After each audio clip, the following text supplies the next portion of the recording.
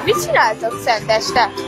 Igazából reggel felkelünk, már reggeliszünk, utána ugye természetesen felöltözünk, és utána már ott vannak az ajándékok a fa alatt, azokat kibontjuk, ha társasjáték esetleg, akkor azzal játszunk, el vagyunk egész nap, ugye megebédelünk, és utána lemegyünk a nagyszüleimhez, fent vagyunk legalább úgy 11-ig, este 11-ig, de viszont, hogyha otthon vagyunk, akkor elmegyünk este egy misére. És ti hogy vagytok?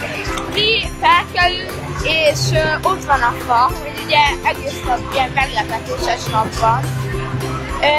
Utána leülünk, megnézegetjük a díszeket, hogy megint van-e új, vagy melyik a kedvencünk, elmondjuk egymásnak, aztán szokás szerint reggelizünk, felöltözünk, és igazából felkészülünk a karácsonyra, és délután elmegyünk egy sétára, ugye közben van az ebéd, és megszámoljuk a mászakításokat, és este vacsorázunk, és utána kibontjuk az ajándékokat, és lefekszünk. Szóljam át! Kellemes karácsonyi ünnepeket kívánunk mindenkinek!